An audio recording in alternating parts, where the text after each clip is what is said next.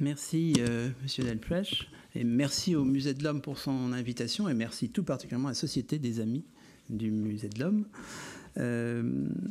J'ai bien noté que ma conférence était la première d'un cycle, si j'ai bien compris, au total de 4. Hein. Je partais sur un autre chiffre, mais je crois que c'est 4 finalement. Et je renvoie tout de suite, je fais de la publicité pour mes confrères, en particulier aux interventions d'Henri Leclerc et de Françoise Vergès, qui, à mon avis, reviendront, plus que je ne le ferai, c'est un choix, sur la vie de la Déclaration universelle après sa proclamation. Ce n'est pas que, in fine, je ne reviendrai pas quand même sur cette question, ne serait-ce que pour montrer dans quelle mesure elle a produit d'autres textes de principe. Mais enfin, il y aurait beaucoup à dire, et je ne suis pas personnellement juriste, et je crois qu'en particulier Henri Leclerc, en tant que juriste, aurait beaucoup à dire sur l'application ou pas des principes de la Déclaration universelle. Donc j'imagine bien que c'est une grosse partie de la question. On peut éventuellement en parler au moment des questions. Je ne sais pas si j'aurai beaucoup de réponses à vos questions là-dessus. Donc voilà, venez écouter Henri Leclerc ou Françoise Vergès. Je le dis tout de suite. Ma préoccupation, c'est plutôt la remise en contexte du point de vue de l'histoire, comme l'a dit M. Delpech, de l'histoire du politique et de l'histoire du culturel, qui sont un petit peu les deux domaines qui me concernent particulièrement, puisqu'une déclaration des droits est au carrefour des deux. C'est à la fois un texte fondamental à caractère normatif, et puis en même temps, c'est la cristallisation d'un certain moment qui permet de comprendre pourquoi il y a à ce moment-là, et j'ajouterai donc dans ce lieu qui est le Palais de Chaillot, donc au total Paris, donc au total la France, une déclaration. Parce que le travail des historiens et peut-être de tous les chercheurs, c'est de répondre à cette fameuse question d'un philosophe allemand du XVIIe siècle qui s'appelait Leibniz. Et j'espère que cette question, vous la posez tous les jours. Pourquoi y a-t-il quelque chose plutôt que rien? Donc pourquoi y a-t-il... Mais oui, mais c'est fondamental. Pourquoi y a-t-il eu une déclaration universelle des droits de l'homme plutôt que pas de déclaration? Ça va pas de soi. Penser que toutes ces choses vont de soi, ça prouve que alors là, du coup, on a besoin d'un petit cours de rattrapage en histoire. Et d'autre part, pourquoi ça a eu lieu à ce moment-là? Pas par exemple en 1918, pourquoi pas en 1848 voilà. Et pourquoi d'ailleurs à Paris? Puisque c'est une proclamation de l'ONU qui, vous le savez, siège à New York. Voilà. Ce sont des questions d'inégale importance sur lesquelles je reviendrai, en commençant d'ailleurs par celle qui a le moins d'importance sur le fond, mais qui est la plus remarquable, qui est pourquoi est-ce que ça a lieu à Paris?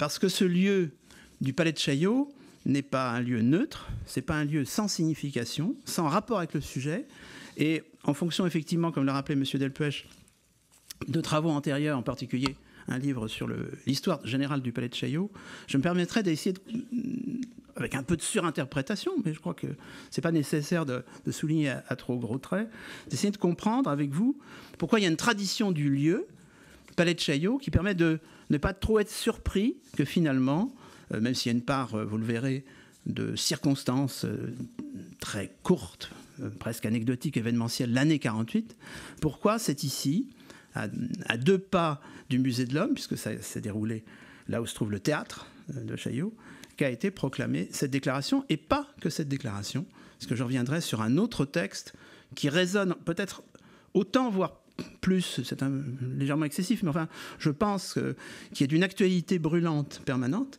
un autre texte fondamental qui a été proclamé quelques heures avant, dans le même lieu, au Palais de Chaillot, et qui concerne la notion de génocide. Donc en fait, nous commémorons 2 textes fondamentaux en même temps. Alors commençons par ce qu'on pourrait appeler avec les latins le génie du lieu. Pourquoi est-ce que ce Palais de Chaillot est quand même d'une certaine façon prédestiné? Alors c'est une formule à mettre entre guillemets, parce que je ne pense pas que les historiens croient à la prédestination. Prédestiné à être un lieu pas tout à fait comme les autres dans l'espace parisien, dans l'espace français, et quelque part même un tout petit peu dans l'espace mondial. La colline de Chaillot n'est pas dans l'espace parisien un lieu tout à fait neutre, c'est un lieu qui, dès l'Ancien Régime, concentre un certain nombre d'édifices, on pourrait même jouer sur le mot de l'édification, d'édifices à caractère religieux en rapport avec la monarchie, mais c'est la société politique moderne qui va lui donner un tout autre sens, puisque si vous connaissez un tout petit peu l'histoire de cette colline, ce qui a précédé l'actuel palais, qui a été précédé lui-même par le palais de Trocadéro, ce qui au total donc a précédé ces 2 palais, dont on verra qu'ils sont alors là pratiquement jumelés. C'est une autre tentative significative de l'importance qu'on a pu donner dans l'histoire politique française moderne, puisque c'est un moment de refondation, nous sommes sous le Premier Empire, sous Napoléon Ier. C'est là qu'avait été envisagée la construction du principal palais impérial du règne de Napoléon, le palais du roi de Rome. Alors, on peut considérer que c'est anecdotique, puisque ce palais n'a jamais été terminé. Mais il a été commencé avec des fondations. Et ces fondations ont resservi pour construire le palais du Trocadéro, disons 70 ans plus tard, et le palais du Trocadéro, qui a été détruit pour l'exposition universelle, non, disons précisément l'exposition internationale dite universelle de 1937, pour construire le palais où nous sommes, eh bien, ces fondations ont servi aussi au palais de Chaillot. Donc, d'une certaine façon, sans le vouloir, évidemment, 3 régimes politiques, ou disons 2 régimes principalement, le régime impérial et puis la Troisième République à ses débuts, encore balbutiante, et puis la Troisième République apparemment très bien installée, qui va s'effondrer d'ailleurs 3 ans plus tard, de 1937, ont utilisé au fond les mêmes fondations. Je trouve que ça a quelque chose peut-être d'assez symbolique, étant bien entendu que ce qui compte évidemment, c'est de savoir que ce palais de Chaillot reprenait en 1937, il faut insister sur la date, j'y reviendrai dans un instant plus en détail. En 1937, ce palais de Chaillot a repris la structure du palais précédent, dit du Trocadéro, à savoir quelque chose qui a à voir avec une forme de modernité culturelle et même politique. Je vais utiliser des termes un peu anachroniques, des termes d'aujourd'hui, pour parler de ce qu'on a voulu faire en 1878. Déjà en 1937, en revanche, ces termes-là sont installés. C'est du domaine de la démocratie culturelle que de construire le palais du Trocadéro, puis le palais de Chaillot. En d'autres termes, au centre, on pose un lieu de spectacle, dans les 2 cas, sauf que pour le palais du Trocadéro, il est en quelque sorte solennisé, il est en perspective, alors que désormais, ce théâtre de Chaillot, je pense que plusieurs d'entre vous le fréquentent ou l'ont fréquenté, est enterré. Ce qui a d'ailleurs complètement changé la perspective, puisque un des charmes du palais de Chaillot, pour certains qui ne le fréquentent pas, c'est que ça permet de voir la Tour Eiffel, grâce à l'esplanade. Et puis, ce centre essentiel, qui est un lieu de spectacle, mais dans tous les sens du mot spectacle, on verra que c'est parfois un spectacle politique, donc on va peu à peu approcher du sujet dans son essentiel, est encadré par 2 ailes qui sont vouées à ce qu'on appellerait aujourd'hui le patrimoine. Puisque dès le début, 1878, il s'agit de mettre des musées dans les 2 ailes. Donc ça dit beaucoup sur l'ambition d'un projet, qui est un projet républicain, même si en 78 c'est une république un peu fragile, mais qui est en train effectivement de poser ses fondations, c'est le cas de le dire. Et c'est à partir de là que va être en 1937 réédifié le palais de Chaillot, en conservant la structure du vieux palais en son cœur. Et si vous vous promenez en sortant d'ici ou d'autres fois dans les différentes parties du palais de Chaillot, à commencer par l'esplanade, vous verrez que le décor de ce palais est un décor qui a un discours politique. Aussi étonnant que ça puisse paraître. C'est un décor qui a été réfléchi.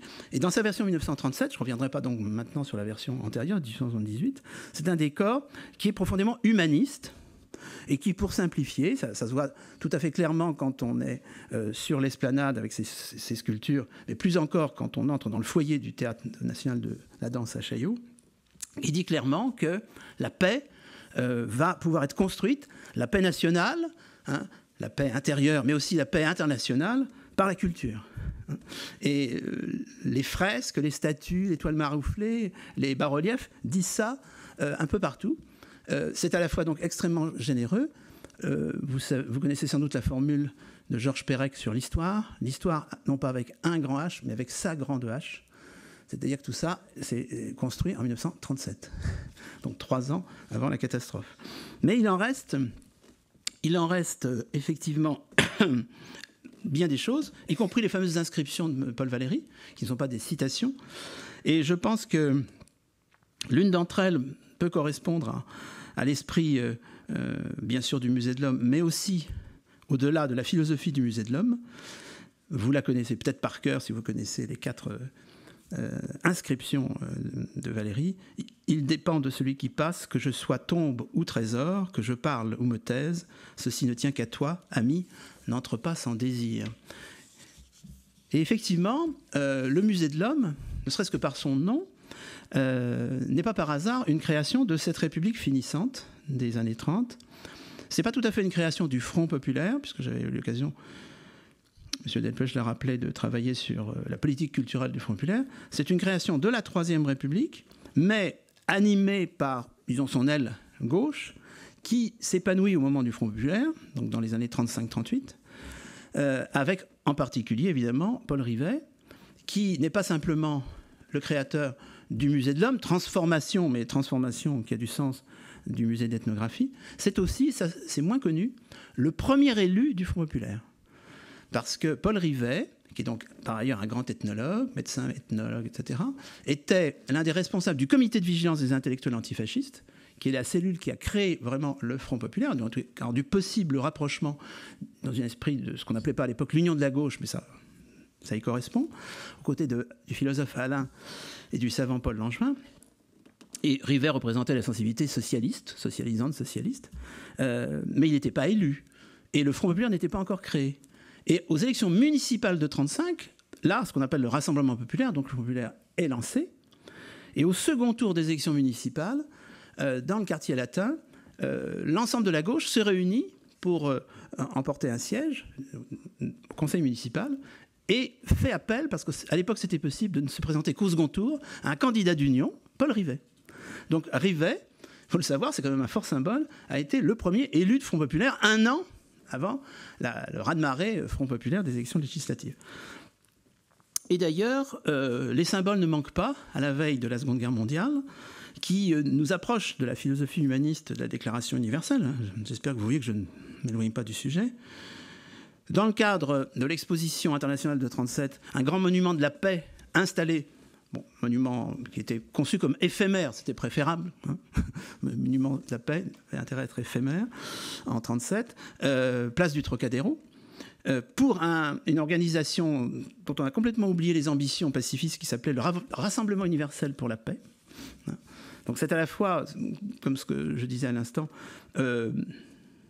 enthousiasmant, en tous les cas, attendrissant, et en même temps ça fait froid dans le dos, bien entendu, cet effort pacifiste en 1937, qui a quelque chose d'un peu pathétique, parce que, bien entendu, qu'est-ce qui se passe à travers le monde en 1937 ? L'inauguration du Musée de l'Homme elle-même, en 1938, avec cette farandole autour du globe terrestre, et puis une cantate qui a été redonnée, il y a quelques années, pas si longtemps, en 2016, hein, c'est pas si vieux que ça, pour un historien c'est hier, une cantate de Darius Milhaud sur un texte de Robert Desnos, avec en particulier la formule qui revient « Homme, il est d'autres hommes ». Bon. Et ce dialogue aussi, parce que c'est un texte, enfin je ne sais pas ce qu'en pense M. Delpech, mais le texte de Desnos n'est pas un texte... Quand on ne le sait pas, on se dit oui, ça doit être une cantate un petit peu bisounours, quoi. En fait, c'est beaucoup plus tragique, hein, quand on lit le texte. Avec, par exemple, ce dialogue très significatif. Donc, nous sommes en juin 1938. Hein. Nous avons bâti la maison, et puis une autre voix répond, et la prison. C'est-à-dire que c'est un grand texte qui ruisselle d'humanisme. Il y a une conception extrêmement positive de l'homme au total, mais qui est assez lucide pour dire que l'homme construit la maison et la prison, bien entendu. Et ça fait sans doute une humanité. Voilà.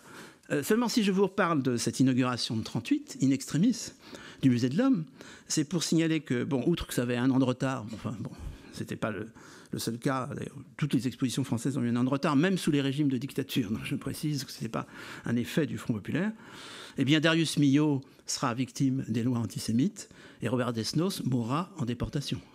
Donc je vous prends une cantate avec deux auteurs qui vont être fauchés, inégalement bien sûr, par cette histoire tragique. Et puis, dernier moment avant l'effondrement de 1940, le 14 juillet 1939, a lieu la grande manifestation en l'honneur du bicentenaire, du 150aire de la Révolution française. Parce que si vous faites un calcul, 1789 plus 150 égale 1939. Donc c'est évidemment éminemment fascinant et tragique que d'imaginer que la France a commencé à commémorer le 150aire de la Révolution, en mettant d'ailleurs l'accent sur les droits de l'homme, clairement, et dans un deuxième temps sur la nation, pour répondre effectivement à ce qui montait de toutes parts. Je n'entrerai pas dans le débat de savoir si cette époque ressemble à la nôtre, ou si nous ressemblons à cette époque-là. En tous les cas, la grande manifestation du 14 juillet 1939 a été à la fois un très beau moment esthétiquement et un échec politique complet, pour diverses raisons, qui annonçait un peu la suite. La suite, c'est que pendant l'occupation, le Palais de Chaillot, grâce à cette salle de spectacle qui vient enfin d'être inaugurée seulement en 1939, avec encore un an de retard de plus que le Musée de l'Homme, la fameuse grande salle un peu style art déco, qui a été remplacée par la salle actuelle, mais c'est le même emplacement, et c'est cette salle qui va accueillir l'ONU en 1948, mais cette grande salle, avec ses 2800 places environ, évidemment attire l'œil, et c'est quand même un très fort symbole de voir que le Palais de Chaillot, qui sera éphémèrement, en quelques minutes, visité, mais il sera très impressionné par Adolf Hitler, quand il s'est transformé en touriste à la fin du mois de juin 1940, et où à l'aube dans Paris, il est arrivé en avion et il a fait son touriste. Il a visité plusieurs endroits auxquels il tenait. Il n'avait jamais vu Paris. L'Opéra, il tenait beaucoup. La Madeleine, qui l'a beaucoup impressionné, et le Palais de Chaillot. Donc après ce passage hautement symbolique, vous avez des images dans la tête, hein, parce que ça tourne en boucle, les images, en particulier de Hitler, là, à 2 pas, hein, sur l'esplanade, avec Albert Speer, son architecte, à ses côtés. Eh bien, les Vichy, les collaborationnistes et les Allemands vont se servir assez souvent du bâtiment. Donc c'est un fort symbole, c'est un bâtiment qui a été instrumentalisé par toutes sortes de régimes. Vichy y a tenu une grande manifestation de serment de la police en présence des autorités allemandes. On est dans les zones nord pourtant. Pour ce qui est des collaborationnistes, le ministre représentant assez bien la collaboration de gauche, Marcel Déat, socialisante, y a organisé pour le 1er mai 1944, oui, le symbole, une grande réunion je cite, de l'élite ouvrière et patronale. Et puis, la Légion des volontaires français contre le bolchevisme a organisé son plus grand meeting ici, au Palais de Chaillot. Ça dit beaucoup de choses. Les Allemands proprement dit, eux, ont surtout utilisé la salle pour des moments qui leur étaient en quelque sorte réservés pour la Wehrmacht, avec en particulier, à 2 reprises, Herbert von Karajan, dirigeant de grands orchestres allemands, dirigeant bien sûr Richard Wagner, mais aussi Jean-Sébastien Bach. Vous voyez que ces lieux sont chargés. Et à la Libération, j'allais dire, leur dénazification posera peut-être un problème. Il faudra que, immédiatement, le général de Gaulle y organise en septembre 1944 son premier meeting, le premier meeting de l'histoire du général de Gaulle. Vrai meeting. Bon, bien sûr, on peut dire qu'à Brazzaville, mais non, le vrai grand meeting en France, il a eu lieu au Palais de Chaillot en septembre, exactement le 12 septembre 1944. Et en quelque sorte, pour compenser la réunion de la LVF, où il y avait une fanfare SS, hein, vous imaginez, une fanfare SS dans la salle de théâtre, eh bien, le 11 novembre 1944, se sont réunies les familles des FFI. Vous voyez que, évidemment, les bâtiments servent à tout. La question est de savoir quelles sont les valeurs qui sont derrière tout ça. Alors, le Palais de Chaillot était donc un lieu qui attirait l'attention des autorités, des familles spirituelles, qui avait une certaine plasticité, au fond. Et je pense que c'était lui faire offense que d'y proclamer les valeurs qu'on y proclamait entre 40 et 44. En même temps, il fallait, d'une certaine façon, prouver que ces valeurs s'étaient vraiment effondrées, ou en tous les cas, qu'on entrait dans une autre logique. Et c'est comme ça qu'apparaît cette sorte de processus qui a abouti au choix de Paris pour la tenue d'une Assemblée générale de l'Organisation des Nations Unies et la proclamation, le 10 décembre 1948, de la Déclaration universelle des droits de l'homme. Pour comprendre le choix de la France, il faut quand même se dire que ça ne va pas de soi. Pourquoi l'ONU se retrouverait en France à cette époque? Bien, sans doute parce qu'essentiellement, la France, et je vais peu à peu arriver à une conjoncture à laquelle on ne pense pas toujours, qui est celle de la guerre froide. 1948, c'est l'entrée du monde entier, sans exception, dans la logique de la guerre froide, entre les 2 blocs. Le bloc, disons, libéral et le bloc communiste. Quelques nuances, mais c'est à peu près ça. La France, et en l'espèce donc Paris, est un élément essentiel dans l'équilibre général du côté de ce qu'on va appeler pendant une génération l'atlantisme, c'est-à-dire la défense contre, entre guillemets, le totalitarisme soviétique. Parce que l'Allemagne n'existe plus, hein, Allemagne année zéro. C'est en 1949 qu'elle sera reconstituée avec les deux RFA et RDA. L'Italie est dans une situation de pays d'ailleurs, parce qu'on oublie, en grande partie occupé, et qui ne sera réintroduit dans le concert des nations que très progressivement à partir de 1947 du traité de Paris. Donc, dirais-je, Allemagne année zéro répond Rome ville ouverte, etc. Bien entendu, il y a le Royaume-Uni. Mais le problème de la France, c'est que par rapport au Royaume-Uni, la France dispose de deux forces politiques spécifiques qui pourraient inquiéter les États-Unis et qui pourraient inquiéter, disons, ceux qui considèrent que l'avenir, c'est un humanisme libéral et non pas les valeurs du marxisme-léninisme ou des valeurs plus nationalistes. En d'autres termes, en 1948, la France se trouve en politique intérieure, et on ne parle pas de politique intérieure quand on parle de la Déclaration universelle des droits de l'homme, mais le choix de Paris, c'est aussi lié à la politique intérieure, vue de Washington, vue de Londres, vue d'un peu partout à l'ouest, mais même aussi vue de Moscou. Donc tout le monde est d'accord de ce côté-là, au sein de la guerre froide montante. C'est que c'est le pays qui dispose, avec l'Italie, du principal parti communiste occidental, qui représente 20 à 25% des voix aux élections à cette époque-là, et par ailleurs du général de Gaulle, qui est entré en dissidence par rapport au régime et qui vient de créer en 1947 le Rassemblement du peuple français, qui a connu un raz-de-marée en sa faveur aux élections municipales de l'automne 1947. Donc, d'une certaine façon, c'est un pays problématique pour les puissances occidentales. De quel côté la France va-t-elle basculer ? 1947, c'est un moment de très forte tension sociale qui s'atténue un peu en 1948, avec de violentes grèves qui se terminent par des morts d'hommes, et j'allais dire des deux côtés. Pas simplement du côté des manifestants, mais de l'autre côté. Je ne peux pas entrer dans les détails. La tension est à son maximum à la fin de l'année 1947. C'est à ce moment-là que, au sein de l'Assemblée nationale, par exemple, on voit des scènes de violence entre députés, parce qu'on parle beaucoup de la violence politique aujourd'hui, mais enfin, on a la mémoire courte, hein, de violence verbale et pas que verbale, sans précédent dans l'histoire même de la Troisième République. Sans parler bien sûr de ce qui se passe dans les rues. Le Parti communiste a quitté le gouvernement en mai 1947 et le RPF attend les prochaines élections prévues pour 1951 et tous les oracles indiquent qu'il va gagner ces élections. Alors, je ne trahirai pas un secret en disant qu'il ne gagnera pas ces élections, mais on voit très clairement que le gouvernement français est par définition un gouvernement pris en tenaille et considéré comme tel dans les chancelleries occidentales et en particulier à Washington.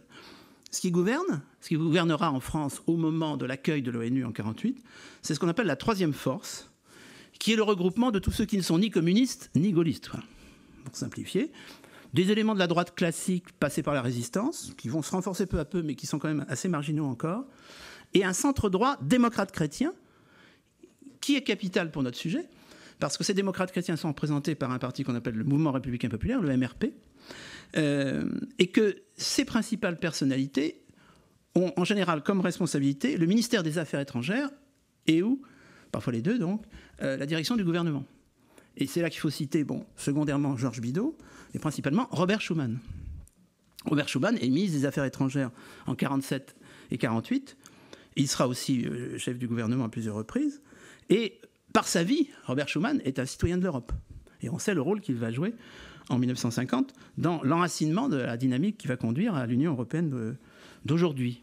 Peut-être de demain, enfin au moins d'aujourd'hui. Donc ce centre droit représente effectivement, d'un point de vue intellectuel, voire spirituel, quelque chose d'assez fort. On a un peu oublié le moment démocrate chrétien de l'Europe et surtout de la France. Il en reste des traces en Allemagne, plus guère en Italie, et grosso modo plus du tout...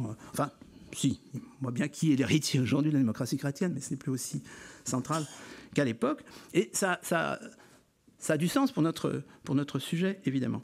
Il y a aussi un centre-gauche, représenté par ce qui reste du grand parti radical d'avant-guerre, par un petit parti qui sera aux affaires, en particulier pour ces questions qui touchent à la Déclaration universelle des droits de l'homme, bien oublié aujourd'hui, mais qui a eu en son sein, il est en train d'en devenir le patron, quelqu'un d'important qui s'appelle François Mitterrand, c'est l'Union démocratique et socialiste de la résistance. Il faudrait gloser sur socialiste et résistance. Donc François Mitterrand fait partie d'une organisation qui se réclame du socialisme avant le PS, ce qu'on ne sait pas. Et il est, au moment du vote de la Déclaration universelle, il est au gouvernement. Il est même continuellement au gouvernement pendant plusieurs années, comme secrétaire d'État. Et là, il est secrétaire d'État à la présidence du Conseil. Donc, il a quelque chose à voir avec notre sujet. Il aura plus encore à voir, mais je ne pourrais pas insister, avec la construction des premières institutions européennes, en particulier du Conseil de l'Europe. Il a été, du côté français, le secrétaire d'État qui a suivi la question de la constitution du Conseil de l'Europe. Ce qu'on a tendance à oublier. Et puis enfin, il y a une aile gauche, qui est l'aile socialiste, devenue très anticommuniste compte tenu de la conjoncture. C'est-à-dire à ce moment-là, fin 1947, que va se créer Force ouvrière en dissidence de la CGT jusque-là hégémonique. Tout ça permet de comprendre que le choix de Paris pouvait être encouragé par les États-Unis après un moment d'hésitation qui tenait tout simplement au fait qu'il ne s'agissait jamais que d'une décision provisoire. Je reviendrai sur les circonstances qui aboutissent à la création de l'ONU. Clairement, en 1946, l'organisation, certes, est en train de mettre en place ses institutions, mais elle n'a pas, au début de l'année 1946, encore clairement choisi son lieu. Aujourd'hui, ça paraît tellement évident que New York, compte tenu du rôle qu'ont joué les États-Unis dans la Seconde Guerre mondiale. Non. En particulier, il y a quand même un acteur qui doit être d'accord, c'est l'Union soviétique. Eh bien, l'Union soviétique, pour diverses raisons assez subtiles, il semble d'ailleurs que Staline s'en soit un peu mordu les doigts ensuite, a absolument soutenu le choix de New York comme siège de la nouvelle organisation, à la place de Genève, siège de l'ancienne organisation, qui est en train de mourir en 1946, justement, la Société des Nations. Simplement, il ne suffit pas de décider de cette installation. Il faut qu'un bâtiment soit construit dans un espace du côté de l'East River, que vous connaissez sans doute, qui est d'ailleurs une sorte de cadeau de ce grand milliardaire de l'époque qui est David Rockefeller Jr. Et en attendant la construction de ce qui va en effet devenir le siège définitif, et ça, la décision de passer de siège temporaire pour New York à siège définitif, c'est l'extrême fin de l'année 1946, eh bien, l'idée assez astucieuse en termes de publicitaire pour la nouvelle organisation, c'est de montrer qu'elle n'est pas justement exclusivement enfermée dans ce qui sera plus tard, d'une certaine façon, son donjon, là-bas à New York, mais qu'elle peut être gyrovague. Et toute l'année 1947 est consacrée à essayer de trouver des lieux où, une fois, peut-être 2 fois si ça marche, ça sera le cas pour Paris, pourra se tenir pendant plusieurs mois, 2-3 mois à chaque fois, à l'Assemblée générale des Nations unies. À un moment où cette organisation prend ses marques, comme on dirait aujourd'hui, et prend des décisions assez fondatrices et même fondamentales quand on les reconsidère aujourd'hui. Et on parle donc d'un événement qui a eu lieu en décembre. Eh bien, en janvier 1948, Paris n'est toujours pas choisi. Il y a plusieurs villes candidates. Je n'entre pas dans le détail. Ce sont plutôt des villes de l'Europe du Nord qui sont par ailleurs candidates. Et Paris va être choisi en particulier grâce au ralliement du secrétaire général de l'ONU, qui est un Norvégien travailliste. Ça donne tout à fait la tonalité de l'époque. On prend un social-démocrate, et il est norvégien. Son successeur sera suédois, d'ailleurs, Trygve qui finalement pèse en faveur de Paris. Et on peut imaginer que par-delà la raison géopolitique que j'ai donnée, qui n'est quand même pas négligeable, Paris remplissait le maximum du cahier des charges, quoi, en termes de transport, d'accueil, d'hébergement, de contributions financières, de taux de change. Ce qui a été peut-être l'élément décisif, c'est la dévaluation du franc. Ce qui est considéré évidemment par les Français comme une humiliation. En même temps, c'est révélé extrêmement positif quand il s'est agi de vendre, en quelque sorte, dirait-on aujourd'hui, Paris comme siège pendant 3 mois de la grande organisation internationale au niveau mondial. Dans les textes officiels de la candidature, parce que c'est comme pour les Jeux Olympiques, c'était une candidature contre d'autres, le gouvernement français parle, par exemple, de la grande ville cosmopolite, c'est assez intéressant, qui est Paris, mais on imagine bien le mythe parisien tel qu'il pouvait être reconstruit après la guerre à l'étranger, en particulier aux États-Unis, mais pas simplement. Et puis, l'argument final, c'est le palais de Chaillot. Ça consiste à dire, mais vous voyez, la situation du palais de Chaillot, dans le texte de candidature, on dit que c'est près de la Tour Eiffel, un argument quasiment touristique, et puis une salle de près de 3000 places, avec ses dégagements dans le foyer actuel du Théâtre National de la danse qui permettent l'installation des délégations. Les journalistes se voient choyés dans le projet français, ils y sont sensibles. On parle déjà de télécommunications, on dit que c'est un bâtiment qui est particulièrement bien intégré en termes de télécommunications. J'étais frappé déjà de l'utilisation de ce terme en 1948. On va le compléter par la construction de bâtiments provisoires qui vont durer 5 ans. C'est-à-dire qu'il faut imaginer que les ailes vont être encore prolongées le long des terrasses. Hein, ils iront jusqu'à la Seine. Et c'est le même architecte qui a construit le palais de Chaillot en 1937. Moi, je n'hésiterai pas à dire que c'est un architecte à peu près génial. Il a été traîné dans la boue pendant une génération, ça c'est une autre affaire. Maintenant, on le réhabilite, c'est Jacques Carlu. Et Jacques Carlu, qui est un très bon technicien, quasiment un ingénieur, est capable, effectivement, de répondre à des défis tels que de construire le palais de Chaillot en 18 mois. Alors bien sûr, du coup, en réutilisant les structures, vous imaginez qu'on a construit le palais de Chaillot en 18 mois, hein. Et là, de construire ces annexes en 3 mois. Il a 3 mois pour construire les 2 annexes qui descendent jusqu'à la Seine et qui resserviront pour une autre session, parce qu'on sera tellement content à l'ONU, la session de 48 s'ouvre en septembre, que l'ONU reviendra en 51-52. Et d'ailleurs, c'est d'ailleurs intéressant de regarder les discours officiels en 51-52. La Déclaration universelle des droits de l'homme est une référence permanente dans les discours des années 50. Clairement, on perçoit évidemment l'importance des enjeux. Ce qui m'amène à revenir, dans un deuxième temps, sur cette conjoncture de 1948. Il ne faut pas prendre 48 au pied de la lettre, quoique vous allez voir, si on fait la liste de tout ce qui s'est passé en 48, on a quand même la couleur d'une époque. Hein. Mais, bien entendu, il s'agit de l'après-guerre, et pas n'importe quelle guerre. Une nouvelle guerre mondiale, un génocide qu'on n'appelle pas encore la Shoah, dont on a, vous le savez, pris conscience essentiellement après l'ouverture des camps, vaste problème. Donc une commotion physique, mais aussi spirituelle, philosophique. Le souffle de la guerre, qui a conduit par exemple, et ça ce n'est pas sans rapport avec la Déclaration universelle, à la cristallisation juridique d'un certain nombre de nouvelles notions. Le crime de génocide, j'y reviendrai dans un instant, mais d'abord le crime contre l'humanité. L'arsenal juridique mondial utilisait déjà la notion de crime de guerre, qui avait mis d'ailleurs du temps à s'installer, et s'installer, comme on l'imagine, de façon très inégale, suivant les points de vue. Il y avait aussi une notion qui a été un peu oubliée, mais sans doute parce qu'on a eu d'autres instruments à la place, mais qui a été utilisée pour le fameux procès de Nuremberg, ou le procès de Tokyo, pour les Japonais, la notion de crime contre la paix. Notion juridique de crime contre la paix. Et puis cette nouveauté, le crime contre l'humanité, qui est défini in extremis le 8 août 1945 par l'accord de Londres.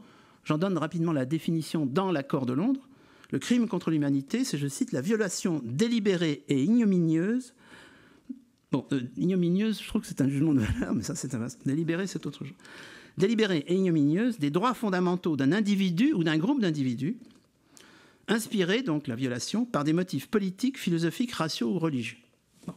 Ce n'est pas la définition la plus officielle qu'il y ait eu, mais c'est la première qui soit posée et qui va surplomber le tribunal militaire international de Nuremberg, donc le procès de Nuremberg qui se déroule pendant près d'1 an, hein, de novembre 1945 à octobre 1946. Donc il faut avoir présent à l'esprit, quand on parle de la Déclaration universelle, etc., que tous ces événements sont extrêmement frais dans la mémoire. Hein. Le procès de Nuremberg, ce n'est pas simplement un procès, c'est un manifeste philosophique autour de la nouvelle notion de crime contre l'humanité. Même chose pour Tokyo. Et c'est ce qui explique ce que je mentionnais tout à l'heure, le 9 novembre, quelques heures avant le vote de la Déclaration universelle le 9 décembre, pardon, le 10 décembre, le 9 décembre 1948, donc toujours dans la même salle du Palais de Chaillot, va être voté moins difficilement que la Déclaration universelle. On verra que difficilement, c'est peut-être exagéré, mais enfin, il y a eu quand même des abstentions. Là, il n'y a pas eu d'abstention. La Convention, c'est son titre, toujours applicable, hein, la Convention sur la prévention et la répression du crime de génocide. Le terme de génocide était présent dans l'acte d'accusation de Nuremberg, mais comme il n'y avait pas encore de texte qui définissent solennellement, à l'échelle internationale en plus, pour l'ONU, hein, la notion de génocide, on ne retrouve pas le mot génocide dans le jugement final des accusés de Nuremberg, ni de Tokyo. crime contre l'humanité voilà, est supposé suffire, voire crime de guerre, bien sûr. La notion de génocide, maintenant c'est connu. Il y a 10 ans, franchement, c'était d'ailleurs assez peu connu. J'avoue que je m'y intéressais un peu. J'ai été très frappé de voir que brutalement, depuis une dizaine d'années, on a découvert qui était l'auteur, parce que c'est une origine précise. Crime contre l'humanité, c'est plus collectif. Le mot génocide a été inventé par une personne, pas par deux. Cet homme, c'est un juriste polonais d'origine juive, Raphaël Lemkin, qui a été dans la Pologne, qui va s'effondrer en 1939, un grand procureur, spécialiste de droit pénal international, un des grands rédacteurs du nouveau code pénal polonais, mais qui sera obligé, à partir de 1934, de quitter la magistrature pour devenir simple avocat, parce que ça commence à sentir peut-être un peu le roussi, en particulier pour les juifs polonais. Ce qui fait que par chance pour lui, il pourra en 1939 quitter la Pologne, après avoir combattu d'ailleurs contre les Allemands. Je signale qu'il fallait se battre aussi contre les Soviétiques, puisque la Pologne a été envahie par les deux. Il a gagné les États-Unis, où peu à peu, avec les difficultés qu'on imagine, mais ils ont été déminés comme ça, vous le savez, il a pu devenir à son tour un juriste américain et se retrouver dans les services de l'administration américaine et finalement à l'ONU, réussissant à convaincre la nouvelle organisation de la nécessité d'utiliser ce nouveau concept de génocide, d'en donner une définition et d'en proclamer clairement la nécessité de la répression. Ça me paraît évidemment capital.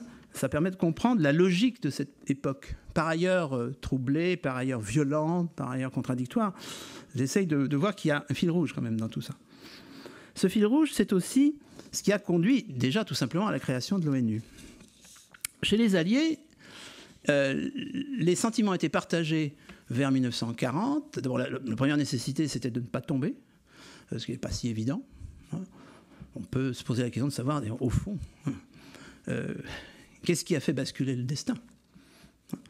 C'est certainement pas, pour le coup, c'est certainement pas une considération philosophique qui permettrait de dire que, de toute évidence, Adolf Hitler et ses alliés, à cause de leurs valeurs, allaient perdre. Personne ne peut soutenir ça. Je n'irai pas jusqu'à l'impression inverse, qui serait de dire, finalement, le Royaume-Uni, puisque c'est de ça qu'il s'agissait en 40, l'hiver 40-41, a tenu grâce au radar et grâce à Turing. Bon. Il faut sans doute trouver la vérité un peu dans les deux, et dans l'entre-deux. Toujours est-il qu'après ce moment, à partir du début de l'année 41, on sent bien qu'une sorte de cristallisation intellectuelle se constitue, et paradoxalement d'ailleurs, avec comme principal leader Roosevelt, qui n'est pourtant pas en guerre. C'est-à-dire qu'on est dans une situation très ambiguë en 1941. Les États-Unis sont toujours neutres. C'est quand même fondamental, il ne faut quand même pas oublier ça. En 1940, quand la France est envahie, les États-Unis sont évidemment neutres. Il y a un appel au secours du gouvernement français. Bon. Donc, neutralité américaine. De jour en jour, on sent bien que Roosevelt, qui lui est convaincu qu'il faudra bien franchir le pas, on sent bien que l'administration américaine, même au Congrès, très réticent, très isolationniste, les esprits sont en train de bouger. Comme vous le savez, Pearl Harbor sera décisif. Mais avant même Pearl Harbor, l'année 41, où les États-Unis sont toujours officiellement en guerre jusqu'aux dernières semaines, est une année où des jalons essentiels sont posés qui annoncent l'après-guerre. C'est une sorte de situation un peu paradoxale, et c'est d'initiative américaine. C'est d'abord le fameux discours sur l'état de l'Union. Vous savez qu'en ce moment, M. Trump a quelques problèmes pour prononcer son discours annuel sur l'état de l'Union. Le discours sur l'état de l'Union du président Roosevelt, du 6 janvier 1941, c'est le fameux discours, pour ceux d'entre vous qui s'intéressent à ce grand artiste américain qui s'appelle Norman Rockwell, vous avez sans doute dans les yeux les quatre estampes, en quelque sorte, qui résument le discours de Roosevelt sur les 4 libertés, à savoir liberté de parole et d'expression, je parle par la bouche de Roosevelt, liberté de chacun d'honorer Dieu comme il l'entend, liberté, alors la 3e liberté consiste à être libéré du besoin, donc c'est la dimension en quelque sorte économique ou sociale, et enfin la 4e, je cite peut-être la 4e, Alors ce sont des paroles qui peuvent paraître comme ça, un petit peu bénisseuses, mais je vous signale qu'on est en janvier 1941 et que c'est un texte qui a marqué l'opinion et qui est le germe d'où est sorti l'ONU et tout le reste. Donc la 4e, dit Roosevelt, consiste à être libéré de la peur. Ce qui, sur le plan mondial, signifie une réduction des armements, etc. C'est un pays neutre qui parle. Et tout ça va générer au mois d'août, les États-Unis ne sont toujours pas en guerre, un rapprochement officiel avec le Royaume-Uni, qui lui est en guerre. C'est une situation ambiguë. C'est la charte de l'Atlantique. Et dans la charte de l'Atlantique, il est clairement dit qu'il faut espérer que la guerre va se terminer et que désormais, la priorité sera dans la défense, je cite, des droits fondamentaux de l'homme, la dignité, la valeur de la personne humaine, l'égalité des droits des hommes et des femmes. Nous sommes en pleine guerre. On pourrait dire que franchement, ce n'est pas la première urgence. Là, c'est ça. La Charte de l'Atlantique, dans son préambule, annonce la Déclaration universelle, c'est tout à fait clair. Son premier chapitre, but et principe également. Et on retrouve d'ailleurs dans le texte proprement dit de la Charte, que je ne citerai évidemment pas en détail, les fameux droits des peuples à disposer d'eux-mêmes, qui nous viennent du président Wilson, donc de la guerre de 14-18, et qui ont été repris à partir de cette époque-là par tous les leaders indépendantistes à travers le monde. Ce qui fait que l'ONU va se trouver très logiquement à la conclusion de la victoire de ses alliés, qui posaient déjà ces linéaments-là, alors qu'ils n'étaient pas encore officiellement alliés. Ça dit beaucoup de choses sur quand même la logique intellectuelle, et je n'hésite pas à redire philosophique, qui présidait à ce rapprochement. Bien entendu, quand la Charte de l'Atlantique est signée entre le Royaume-Uni et les États-Unis, ça fait quelques semaines que le monde a basculé et que Hitler a attaqué Staline. Ce qui va évidemment reconfigurer la géopolitique. Et l'Organisation des Nations Unies va se mettre en place progressivement, de conférence d'alliés en conférence d'alliés. La fameuse conférence de Yalta depuis 1945 jouera son rôle et d'autres. Et c'est en 1945 qu'officiellement sera ratifiée la charte, encore une charte, créant l'Organisation des Nations Unies. Alors que la Société des Nations existe encore. Mais l'image d'échec de la Société des Nations, il faudra en reparler, parce que la Société des Nations n'est pas qu'un échec, mais c'est vrai qu'avoir une telle image d'échec, c'est un échec en soi. La Société des Nations va se dissoudre, va transmettre une partie de ses organisations d'ailleurs à l'ONU. Pour ceux qui s'intéressent aux droits du travail, l'Organisation internationale du travail date de la Société des Nations, elle a été reprise par l'ONU. L'UNESCO, d'une certaine façon, parce qu'on sait moins, est l'héritière d'une organisation qui avait son siège à Paris, sous la Société des Nations, qui s'appelait l'Organisation internationale de coopération intellectuelle. Mais alors ce qui me frappe et qui permet de mieux comprendre la logique de tout ça, c'est qu'il y a une sorte de contagion humaniste qui se manifeste dans ces années 47, 48 justement et 49 par des décisions fondatrices, parfois fondamentales mais certainement fondatrices, dans une logique d'union pacifique. Et en particulier une série de décisions fondatrices qui nous concernent ce soir, demain et en particulier jusqu'au 26 mai prochain et un peu au-delà, concernant l'Europe. Puisque l'année 48, c'est une année fondatrice en ce qui concerne l'Union européenne. Comme on ne dit pas encore à l'époque. En novembre 1947, s'est constitué le Comité international de coordination des mouvements pour l'unité européenne, qui décide d'organiser, alors en dehors des États, mais en relation quand même étroite avec certains d'entre eux, mais en dehors des États quand même. C'est un mouvement, disons, on dirait aujourd'hui de société civile, mais bien soutenu, mais de société civile quand même. C'est ce qui explique à la fois les limites et en même temps la survie de ce qui en est sorti, à savoir le Conseil de l'Europe, qui organise donc un congrès en mai 1948. C'est le fameux congrès de La Haye. Enfin, je dis fameux congrès de La Haye. Si vous vous intéressez un peu à l'Europe, si vous vous sentez un peu européen, vous devriez savoir qu'il s'est passé un congrès absolument fondamental à La Haye en mai 1948, sous la présidence d'honneur de Winston Churchill, avec message aux Européens du Suisse Denis de Rougemont, où il est question de la Charte des droits fondamentaux, etc. Et tout ça va donner le Conseil de l'Europe. Je ne vais pas m'éterniser sur le Conseil de l'Europe, mais il est tout à fait intéressant de voir que la logique de l'Union européenne est à ce moment-là posée, et que Robert Schuman, que je mentionnais tout à l'heure, va la reprendre sur un autre plan qui est là étatique, le 9 mai 1950. Vous savez que le 9 mai est la fête de l'Europe, c'est pas évidemment par hasard. Le 9 mai 1950, qui encadre donc la Déclaration universelle. Vous avez le congrès de La Haye en mai 1948, vous avez le 9 mai 1950. entre les deux, vous avez donc la Déclaration universelle, Robert Schuman prononce les mots décisifs qui sont à l'origine de la première institution qui a abouti finalement à l'Union européenne, à savoir la communauté européenne du charbon et de l'acier. Ce message est volontairement prononcé par Robert Schuman le 9 mai, c'est-à-dire le 8 mai plus un jour. C'est symbole. Donc c'est dans cette ambiance-là qu'il faut situer la Déclaration universelle en y ajoutant, dernier point, puisque je l'ai évoqué rapidement, mais là je vais quand même légèrement détailler, la guerre froide.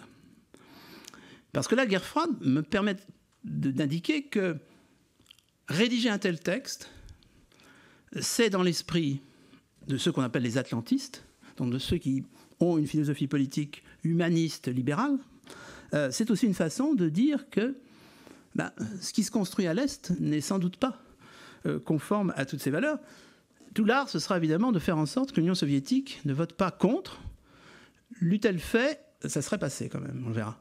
Mais on verra que l'Union soviétique ne votera pas contre. Elle s'abstiendra, elle ne sera pas la seule, et ce sera intéressant de voir qui s'est abstenu, bien sûr. Parce qu'à chaque fois, c'est très significatif.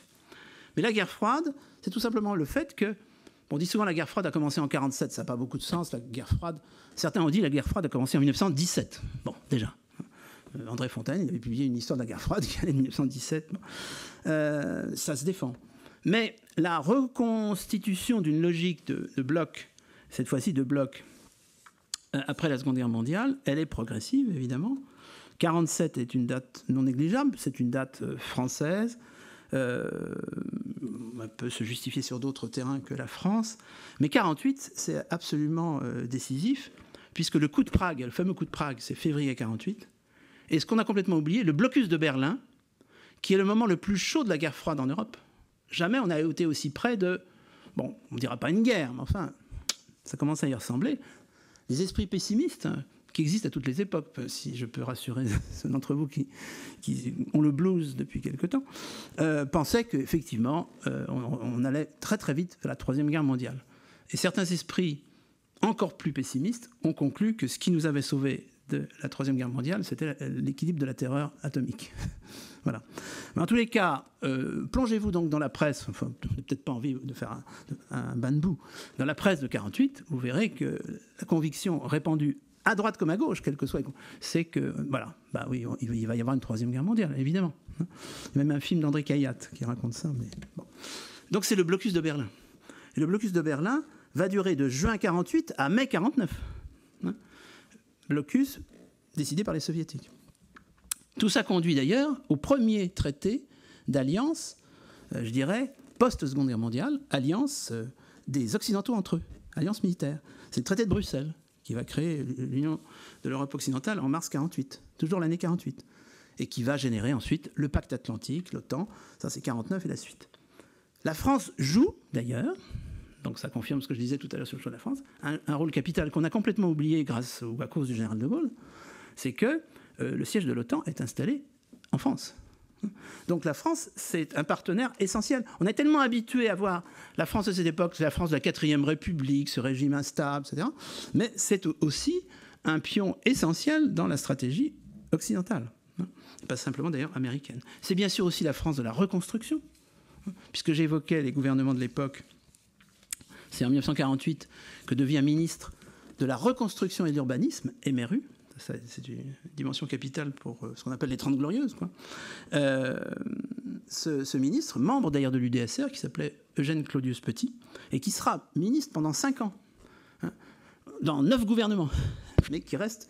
La stabilité ministérielle est plus forte que la stabilité gouvernementale à cette époque, c'est d'ailleurs classique. Et puis l'année 1948, couvrant l'ensemble, clé de voûte de l'ensemble, c'est le plan Marshall, qui est signé le 3 avril. Qui est là pour accélérer la reconstruction, souder économiquement, technologiquement, et je dirais même industriellement les Occidentaux face au bloc soviétique, même si au départ le plan Marshall est théoriquement destiné à tous, mais les pays à direction communiste le refusent. Les fameuses missions de productivité, on entre effectivement dans cette société de l'après-guerre, de la croissance, quoi. Et l'année 1948 sur ce plan-là est absolument essentiel, c'est-à-dire en 1948, ce que se crée l'organisme qui doit accompagner la gestion du plan d'aide américain dit plan Marshall, l'OSCE, futur OCDE. Vous voyez donc, l'année 48, ce n'est pas une année sans signification, et on pourrait extrapoler au-delà, puisque c'est à ce moment-là que commencent à se cliver les familles politiques. Je l'ai indiqué pour le syndicalisme français avec Force ouvrière. C'est le moment où on voit au sein des compagnons de route du Parti communiste s'ouvrir les premières brèches autour de la Yougoslavie, du titisme, etc. Le monde, non pas d'aujourd'hui, mais le monde d'hier est incontestablement en train de se fonder au moment où l'ONU va proclamer cette déclaration universelle. Alors, cette déclaration elle-même est le résultat d'une élaboration très ONU, très organisation internationale. Ça prend un peu de temps, ça demande des navettes innombrables. On a calculé que entre le moment où c'est vraiment décidé, qui est début 47, et la fin de l'année 48, 10 décembre, il y a eu donc 2 réunions plénières de l'ONU, ce qui est très lourd, 43 briefings et 163 réunions. C'est ça, j'allais dire, c'est ça la démocratie représentative. En tous les cas, c'est ça, évidemment, une organisation délibérante. L'essentiel a été confié à un comité de rédaction, mais après consultation, ce qui est quand même assez intéressant, c'est très peu connu, je l'ai découvert un peu par hasard en regardant des témoignages. Je n'ai jamais travaillé directement de façon érudite sur la Déclaration universelle, mais pour vous, parce que je n'ai jamais fait cet exposé jusque-là, je me suis quand même un peu documenté. J'ai découvert l'existence d'un comité des philosophes qui a été consulté par l'ONU, par la Commission des droits de l'homme de l'ONU qui vient de se créer en 1946. Et ce comité des philosophes était présidé par Jacques Maritain, donc le grand philosophe catholique, mais pas que, grand homme de la France libre. Et donc j'ai découvert à cette occasion qu'il allait faire dans la foulée une série de conférences aux États-Unis, dont il sortira un ouvrage qui s'appelle « L'homme et l'État », très oublié aujourd'hui, comme d'ailleurs l'est Maritain. Et Maritain était une grande conscience, d'abord, est-ce qu'il faut dire de la démocratie chrétienne, dans tous les cas, de la philosophie politique catholique de l'après-guerre. Et clairement, quand on lit Maritain, on voit que c'est ce qu'on peut faire de... C'est un démocrate chrétien assez engagé dans le sens démocratique. Voilà, je ne peux pas aller beaucoup plus loin, puisque chez lui, quand même, saint Thomas est plus important, sans doute, que Jean-Jacques Rousseau. Mais on voit que, bon, ce n'est pas par hasard si Jacques Maritain, qui aura d'ailleurs une fonction d'ambassadeur aussi à un certain moment de sa vie, Jacques Maritain est consulté comme président d'un comité des philosophes ad hoc créé par l'ONU. Ça donne en tout cas l'ambiance philosophique de l'époque. Et ce comité de rédaction comprend 8 puis 9 membres, peu importe. Et ce qui est intéressant, c'est que dans ces membres, il y a évidemment, comme il le faut, un relatif équilibre géographique compte tenu du fait qu'à l'époque, il y a très peu de pays de ce qu'on appellera dans les années 50 le tiers-monde. Mais il va de soi qu'il faut que les États-Unis soient représentés, que la France le soit, le Royaume-Uni, il y a aussi un Canadien, un Australien, etc. Les personnalités importantes les plus actives de ce comité, parce que dans ces comités, il y a toujours des gens plus actifs que d'autres, c'est d'abord la présidente elle-même, qui n'est pas une potiche, c'est tout simplement la veuve de Roosevelt. C'est Eleanor Roosevelt. Une personnalité qui, à mon avis, est complètement oubliée des Français d'aujourd'hui, qui est peut-être moins connue des Américains même aujourd'hui, mais qui fut très populaire aux États-Unis, sous la présidence de son mari, et après. Et d'une certaine façon, elle a été une First Lady assez présente, certains ont même dit interventionniste, tant que Roosevelt vivait. Roosevelt meurt, vous le savez, au début de l'année 1945. Eh bien, ce n'est pas simplement une veuve éplorée, c'est quelqu'un qui s'engage dans beaucoup de domaines, dans la lutte contre le racisme aux États-Unis, quand elle était First Lady déjà et après. Elle a des idées, disons, certainement liberal, voire presque radical sur un certain nombre de questions. Elle a une vie privée qui fait jaser. En fait, bon, c'est un personnage qui est loin d'être conformiste, alors que c'est la veuve du président Roosevelt, quand même, quel prestige. Et c'est la présidente du comité, et elle poussera, j'allais dire à l'audace, les rédacteurs. Elle n'est pas la principale rédactrice. Les principaux rédacteurs seront un Libanais chrétien, Charles Malik, ou Charles Habib Malik, enfin, on connaît essentiellement sous le nom de Malik, un Chinois, oui, P.C. Cheng, et un Français, René Cassin. Alors les Français connaissent Cassin, et à juste titre, j'y reviendrai dans un instant, mais il ne faut pas oublier les autres. Ce qui est intéressant, c'est que quand on regarde, parce que, bon, si vous regardez une notice façon Wikipédia, etc., on vous parlera de ces gens-là. Moi, ce qui m'intéresse, c'est de voir où ils ont été formés, dans quelle mesure ils représentaient une sensibilité plutôt qu'une autre. Ce qui me frappe, c'est que Malik est un francophone en tant que Libanais chrétien, mais formé à l'américaine. D'abord au Liban, ensuite aux États-Unis, diplômé de Harvard, etc. Bien entendu, il est passé par la diplomatie, ambassadeur du Liban à l'ONU. Chang, PC Chang, chinois donc, c'est le vice-président du comité, c'est un professeur de philosophie, ça a été un élève de John Dewey, D-E-W-E-Y, Dewey, grand philosophe américain. Ça a été un homme féru de théâtre et de spectacle, avant que n'arrive la catastrophe de 1937, la guerre sino-japonaise, et qui est devenu diplomate grâce ou à cause de la guerre. C'est quand même assez significatif. Grand connaisseur de la pensée confucéenne, et qui interviendra à plusieurs reprises pour dire, mais écoutez, les droits de l'homme c'est bien, mais ce n'est pas qu'occidental. Faisant intervenir un certain nombre de penseurs chinois dans l'affaire, ce qui aujourd'hui commence à aller de soi, enfin je veux dire, mais vous imaginez ce genre de discussion en 1947, 48. On pourrait se regarder le nombril en disant, bon, voilà, Locke, Jean-Jacques Rousseau. Et puis René Cassin, bien sûr. René Cassin, qui est quelqu'un qui a eu un itinéraire professionnel très intéressant, puisqu'il a commencé ce qu'on oublie souvent comme avocat. C'est pas tout jeune homme, il est né en 87. Il est devenu professeur de droit, un grand professeur de droit. Il a terminé la faculté de droit de Paris. Il a été représentant de la France à la Société des Nations. Et il est bien sûr là, essentiellement, comme juriste de la France libre. C'est le grand juriste de la France libre, auprès du général de Gaulle. Il sera d'ailleurs représentant au Conseil de l'Europe, et après l'épisode de la Déclaration universelle, il sera juge à la Cour européenne des droits de l'homme, et vous le savez sans doute, prix Nobel de la paix, et il est actuellement au Panthéon. Donc Cassin va apporter une culture juridique à la française, qui va être décisive en ce qui concerne en particulier la seconde version, presque définitive du texte, mais le francocentrisme fait qu'on attribue peut-être à Cassin un cocorico un petit peu plus qu'il ne le faudrait. La structure générale doit beaucoup à Cassin dans la réécriture du texte, et surtout le préambule. Le préambule résonne de référence à la Déclaration des droits de l'homme, c'est clair, par rapport à un texte initial qui était plus anglo-saxon. Alors ce qui est intéressant, c'est que ce vote a été obtenu à l'arraché pour éviter non pas... On savait qu'il y aurait une majorité en faveur de la déclaration, c'était le mood de l'époque, mais pour essayer d'éviter qu'il y ait des votes contre, tout point de vue, ça faisait désordre. Ça, c'est un peu la logique de l'ONU, la recherche du consensus, du compromis, du consensus.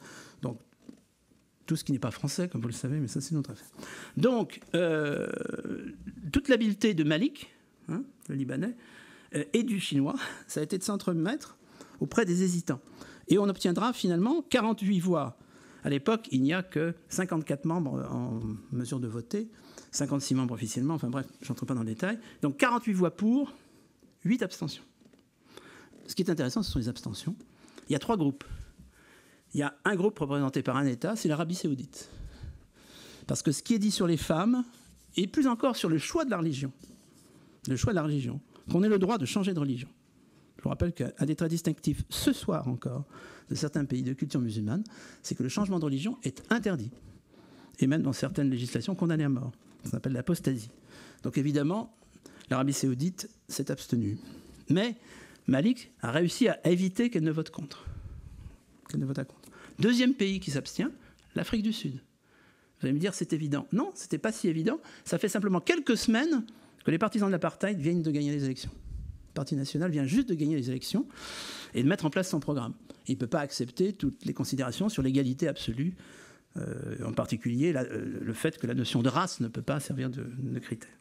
Et enfin, le plus grand groupe est composé de l'Union soviétique et des premières démocraties populaires qui sont en train de basculer. Parce que tout ce qui est dit sur le droit de propriété, la liberté syndicale et la liberté d'expression, voilà. Donc, je trouve quand même que ces abstentions disent beaucoup. Il y a une abstention qui dit plus grand-chose, qui est l'Afrique du Sud, mais il y a deux types d'abstentions qui disent encore des choses. L'Union soviétique et certains pays, dont la Yougoslavie de Tito, d'ailleurs, qui s'abstient aussi à l'époque. C'est le moment où la Yougoslavie va basculer dans l'opposition, mais il y a un moment de flottement. En tous les cas, l'alignement sur Staline là, est encore complet, de la part de Tito. Et bien sûr, l'Arabie saoudite. Alors les grandes lignes de ce texte, 30 articles, un grand préambule, je crois qu'il faut insister sur le fait qu'il reprend certains des, des droits. Il est question même, mais seulement in extremis, de devoirs, hein, parce que c'est les fameuses questions. Une fois qu'on a proclamé les droits, qu'est-ce qu'on fait des devoirs? Bon, en général, ils ne seront pas mentionnés. Là, ils sont mentionnés dans l'article 29. Il y a 30 articles. Bon, je ne reviendrai pas sur cette dimension-là. Je répète, je ne suis pas juriste, mais je résume. On reprend, on développe, on précise ce qu'un certain nombre de déclarations, la française, l'américaine, le Bill of Rights anglais, etc., avaient pu dire sur les droits civils et politiques, la liberté de conscience, de religion, d'expression, d'association, de la presse, etc. On insiste plus que certaines de ces déclarations sur l'égalité, égalité homme-femme, il y a plusieurs textes tout à fait clairs là-dessus, en particulier à travail égal, salaire égal, c'est dans la Déclaration universelle. Et par ailleurs, vous avez déjà des textes sur le droit d'asile, l'article 14, et sur le droit au travail, qui n'était pas précisé dans les premières déclarations, qui étaient d'esprit libéral sur ce plan-là. Alors, ce serait peut-être intéressant de lire quelques-uns des articles, mais ça, peut-être que d'autres, comme Henri Leclerc, seront plus disables. Par exemple, article 23, toute personne a droit au travail, au libre choix de son travail, à des conditions équitables et satisfaisantes de travail, à la protection contre le chômage, tous ont droit sans aucune discrimination, donc à un salaire égal pour un travail égal, etc. Bien. Droit économique, donc, des droits sociaux, y compris explicitement le droit à la sécurité sociale. C'est tout à fait clair. C'est l'article 22. Toute personne en tant que membre de la société a droit à la sécurité sociale, elle est fondée... Et puis, alors, encore plus original, des droits culturels, qui sont quasiment appelés déjà droits culturels. Bon, j'ai personnellement travaillé sur l'émergence de la notion de culture à l'époque du Front populaire, donc dans les années 30. Ça se confirme après la guerre. Le droit au repos et au loisir. Droit au repos et au loisir, ça ne figurait pas dans les déclarations classiques. Article 24. Le droit à l'éducation, gratuité de l'éducation primaire, obligation de l'éducation primaire, etc. Et le droit à la vie culturelle, complètement inédit. Article 27. Bon. Je signale que plusieurs textes vont surenchérir sur la question des droits des femmes, en particulier, par exemple, dans l'article 16, ça n'a l'air de rien, mais à partir de l'âge nubile, l'homme et la femme, sans aucune restriction quant à la race, la nationalité et la religion, ont le droit de se marier et de fonder une famille. Ils ont des droits égaux au regard du mariage, etc. Ça, c'est l'Arabie saoudite a été contre, bien entendu. Et vous avez même des allusions qui concernent, évidemment, les colonies, en particulier l'article 2. De plus, il ne sera fait aucune distinction fondée sur le statut politique, juridique ou international du pays ou du territoire dont une personne est ressortissante, que ce pays ou territoire soit indépendant, sous tutelle, non autonome ou soumis à une limitation quelconque de souveraineté. Donc là, c'est un boulevard pour critiquer les différences de législation entre métropole et colonies. Je n'insisterai pas beaucoup plus parce que, je le répète, d'autres que moi seront plus savants dans ce domaine. Je voudrais insister évidemment sur le fait que cette déclaration, sa grande limite, c'est qu'elle n'avait aucun caractère pouvant la rendre, en quoi que ce soit, obligatoire pour les signataires. C'était une sorte d'horizon duquel devait se rapprocher l'Organisation des Nations Unies. C'est-à-dire, comme vous le savez, l'ambiguïté de l'ONU, c'est que ce sont des Nations Unies représentées par des États. Vaste problème. Qu'est-ce qu'on fait des mouvements de libération, etc.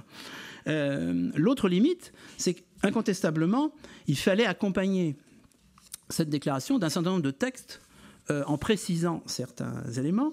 Et c'est au fond une bonne partie du travail qui a été celui de l'organisation elle-même depuis lors.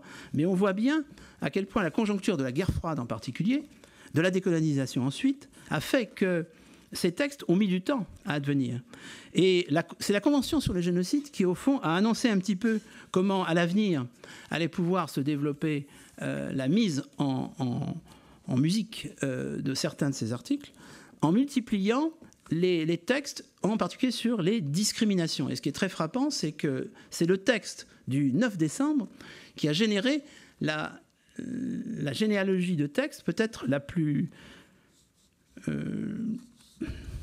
directement applicable sur le terrain, c'est-à-dire une série de conventions qui ont fini part dans un certain nombre d'institutions internationales, de tribunaux internationaux, de démarches d'organisation, par jouer un rôle, en particulier quand se sont développées les organisations non gouvernementales.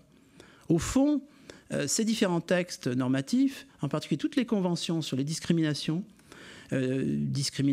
qui ont concerné aussi bien la femme, les droits de l'enfant, les handicapés, etc. Donc les grands textes de convention de l'ONU à partir des années 60, 70, 80, 90, etc. Donc en fait, pas tout à fait seulement à partir de la fin de la guerre froide, mais en tous les cas quand les logiques de décolonisation, par exemple, étaient déjà bien lancées, ces textes-là ont d'abord servi, en fait, à la société civile. Et il est clair quand on... Alors là, je répète, je ne suis pas juriste, mais j'ai regardé quand même un petit peu les contentieux liés à ces textes issus directement ou indirectement de la Déclaration universelle et de la manière dont elle a été interprétée par un certain nombre d'institutions. Ces textes ont servi régulièrement depuis lors de référence quand il s'est agi pour des ONG de dénoncer, parfois au bout d'un certain temps, de traîner devant certaines organisations à caractère ou pas de tribunaux, telle ou telle personne qui, à leurs yeux, ou telle organisation, ne respecte pas ces principes. Et ces ONG, certaines existent déjà à l'époque. Hein. Ce qui est intéressant, c'est qu'Oxfam existe déjà à l'époque, mais la plupart vont se créer dans cette logique à partir des années 60, comme Amnesty International, par exemple, ou, bien sûr, Human Rights Watch. Donc, ce qui me semble indispensable, si on veut terminer, là, j'ai déjà été trop long, je pense. Si on veut, non pas conclure, mais ouvrir la discussion, et je le répète, peut-être moins sur cette vie posthume, paradoxalement, de la Déclaration universelle, mais plutôt sur ce qui déjà, dans sa configuration, disait beaucoup, sur au moins la philosophie immanente d'une époque, c'est que ce qui est important de la Déclaration, c'est qu'elle puisse représenter un horizon par rapport auquel vont se situer des textes plus modestes.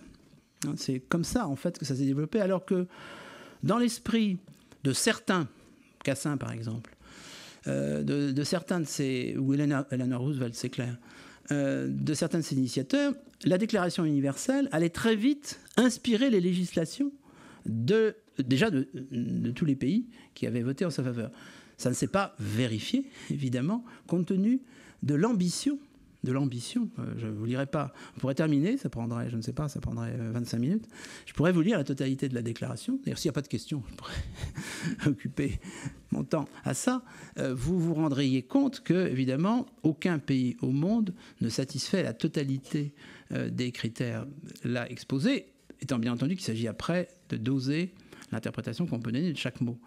Mais il n'en reste pas moins que cette perspective universelle a joué un rôle dans la mobilisation très progressive, aussi bien, en effet, de certaines organisations proprement politiques, partis politiques arrivant au pouvoir, etc., mais surtout d'ONG. Et sans doute que le mot le plus important n'était pas droit de l'homme. Vous savez qu'il y a tout un débat aujourd'hui pour dire droit humain, donc je ne vais pas me prononcer sur la traduction de human rights en français. Pourquoi pas droit humain? En tous les cas, droit de l'homme au sens d'être humain. Non, le mot le plus important, à mon avis, c'est pas droit de l'homme, c'est universel. Bien entendu, le précédent de la Société des Nations était là pour inspirer beaucoup d'inquiétudes sur la capacité à l'humanité elle-même d'être universelle. Mais ça, à mon avis, c'est pas une découverte. Merci.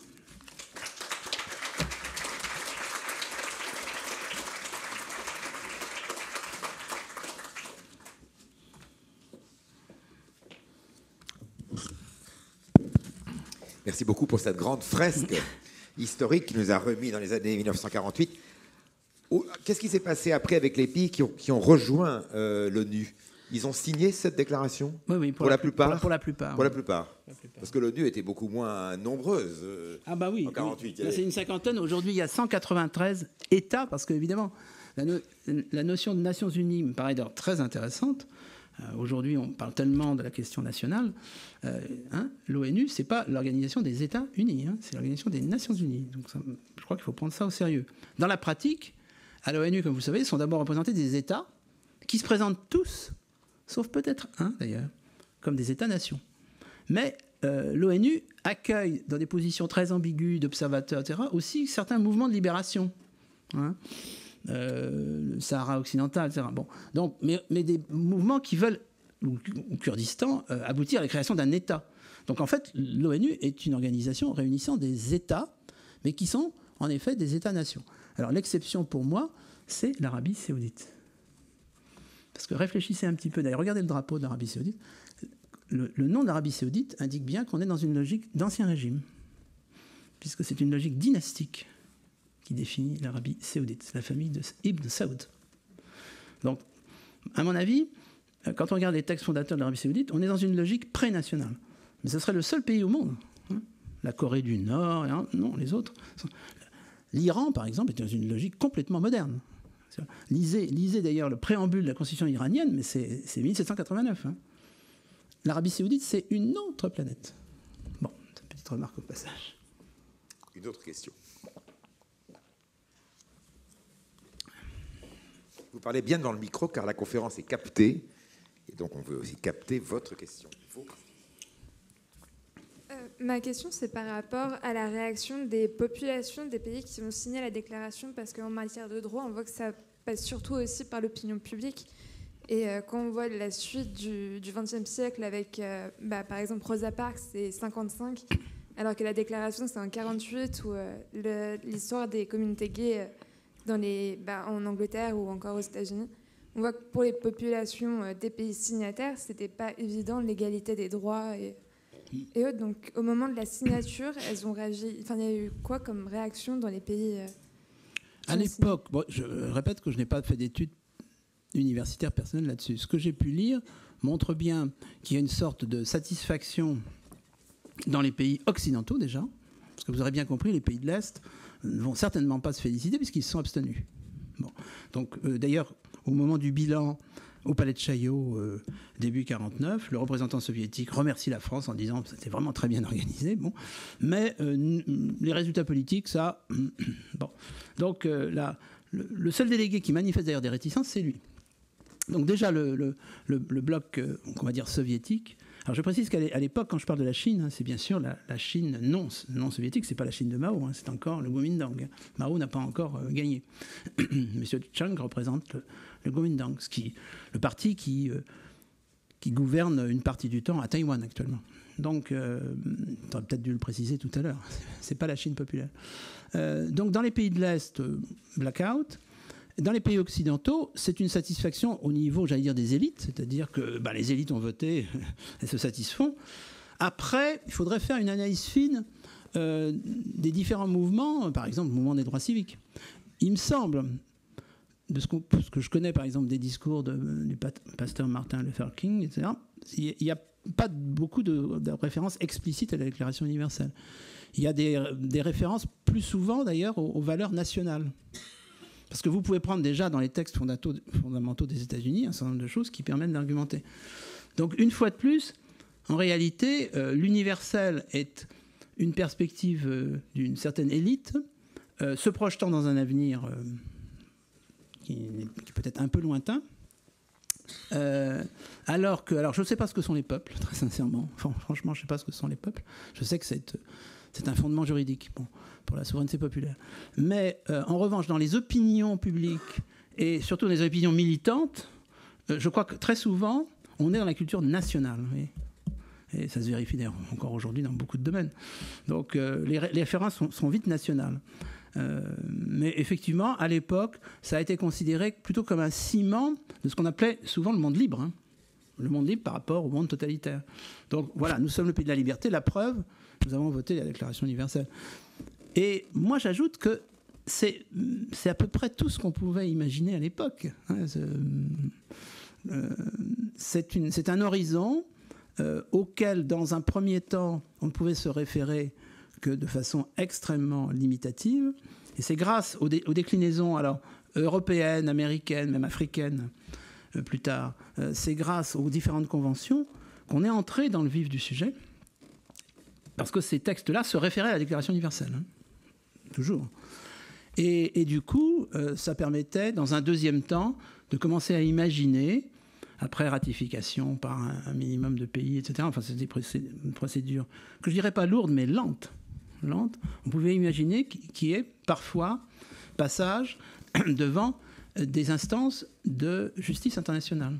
Mais les instances de justice internationale, comme vous savez, si vous êtes juriste, ça a mis beaucoup de temps à s'implanter avec des résultats variés. Donc c'est comme toujours, est-ce que vous regardez la perspective par rapport au point de départ? Il y a eu un progrès, j'entends progrès, j'essaie de ne pas avoir de jugement de valeur, donc progrès par rapport aux valeurs de 48, mais extrêmement lent.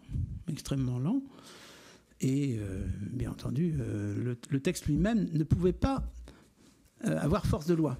Ce qui était important, c'est que cette nouvelle organisation dont on se demandait à quoi elle allait servir, après tout, avec l'exemple quand même de la Société des Nations, qui était très, très pesant, à savoir, une fois de plus, tout ça ne servira à rien. C'est toujours la même chose. Pourquoi y a-t-il quelque chose plutôt que rien? Là, il y avait quelque chose de très fragile. Avant, il n'y avait rien. Peut-être que demain, il n'y aura rien. Après tout. Moi, je ne suis pas prophète. Donc, voilà, par rapport à rien, c'était quand même...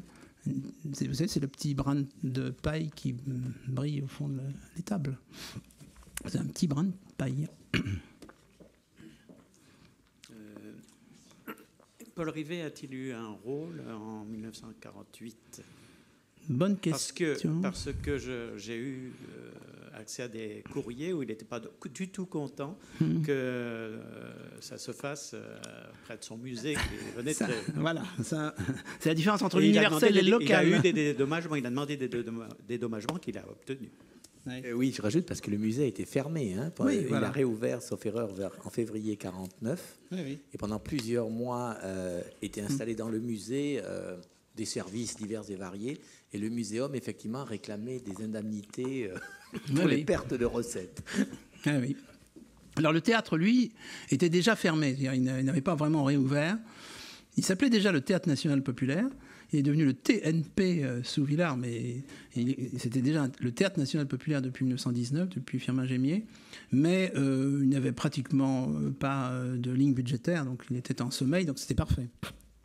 Et Villars est arrivé, a pris possession du TNP quand l'ONU est parti pour la deuxième fois. Et d'ailleurs, au départ, il a reçu les clés en quelque sorte. L'ONU était encore là. C'était sa deuxième session, la 6e session de 51-52. Et il a donc monté des spectacles à Suresnes. Donc ça s'est fait effectivement progressivement.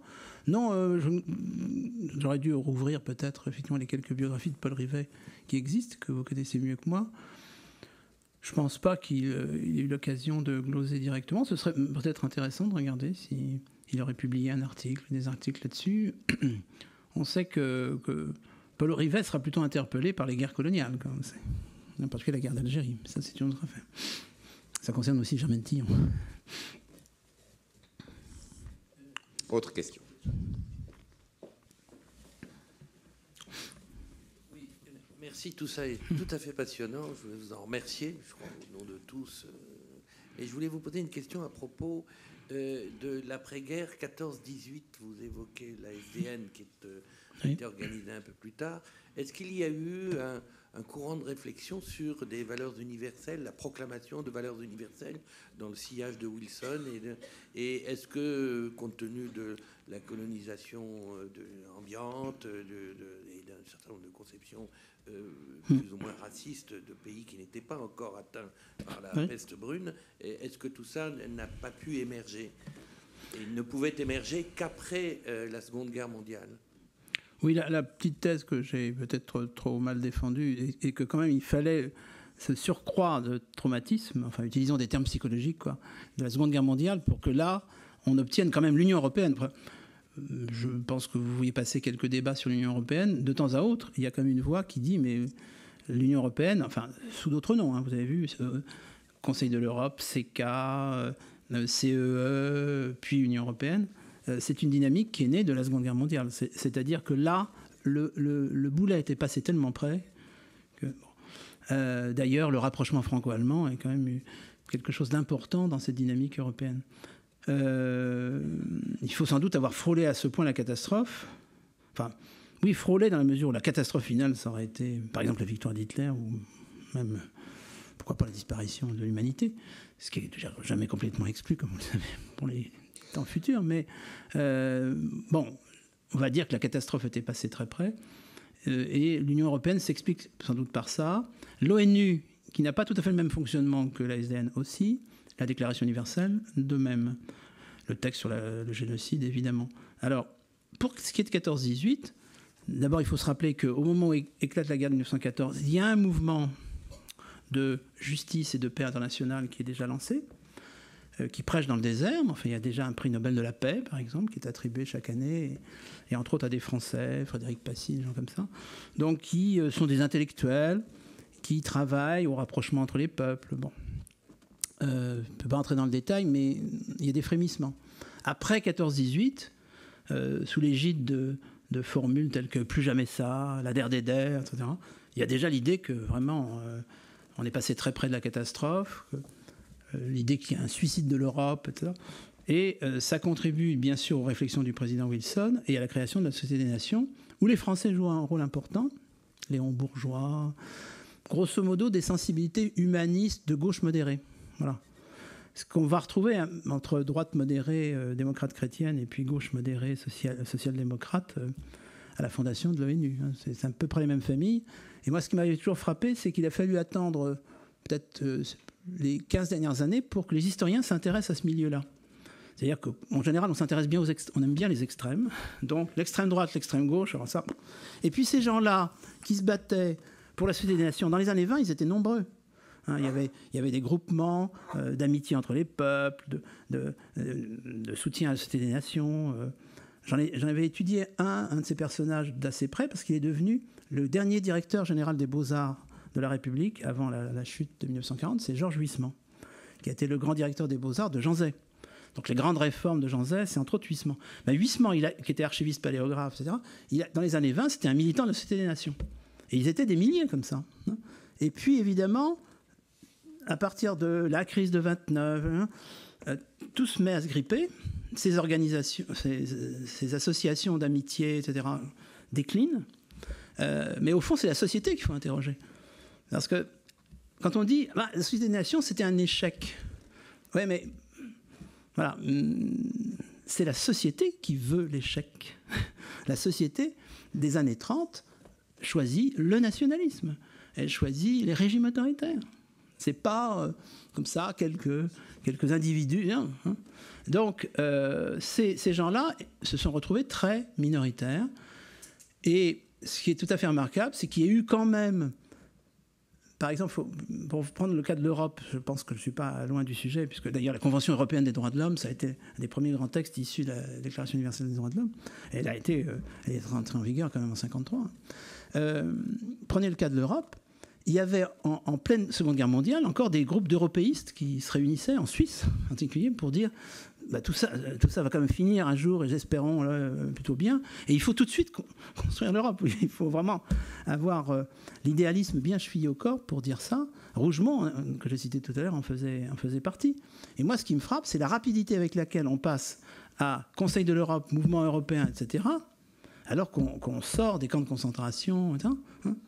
Et il y a des Allemands qui rencontrent des Français en 46 et 47. C'est ça qui est le plus étonnant. Mais vous imaginez bien qu'ils sont ultra minoritaires. Donc voilà, après 14-18, il y a eu tout un mouvement qu'on a un peu jeté aux poubelles de l'histoire en disant bah oui, la Société des Nations, c'était tellement un échec que on serait presque prêt à dire oh, c'est un peu grotesque, quoi. Ben oui, bon, peut-être. Qu'est-ce qui était le plus grotesque? En tous les cas, ce qui est clair, c'est que les sociétés du monde entier n'ont pas fait ce choix dans les années 30. Ça, l'heure de la Société des Nations était passée. Et non, il n'y a pas eu de déclaration universelle à cette époque-là. Et puis alors, évidemment, tout à l'heure je disais, à l'échelle française, vous aviez le Parti communiste et les gaullistes, et le RPF. Sans vouloir le renvoyer dos à dos. Mais clairement, la 4ème République en est morte de ça. Hein. Il faut savoir qu'elle est morte de ça. Je ne rentre pas dans le détail. Après, vous avez l'épisode poujadiste, d'ailleurs. Enfin bon, toujours d'actualité. Qui est un peu, les poujadistes occupant un peu la place du RPF, du Parti gaulliste, c'est-à-dire le parti plutôt nationaliste qui ne joue pas le jeu, donc qui bloque le système. Dans des situations qui se sont reproduites plus tard. Bref. Mais déjà, dans les années 20, vous avez au niveau politique international 2 puissances qui n'entrent pas dans ce jeu-là. Il y en a une qui n'est pas admise à la SDN, elle le sera d'ailleurs. Elle le sera parce qu'on oublie souvent qu'elle l'a été, mais un peu tard, c'est l'Union soviétique. Elle est finalement entrée à la SDN au moment où la SDN était en déclin. Et puis, il y a, non pas l'Allemagne, pas les États-Unis. C'est ça le drame.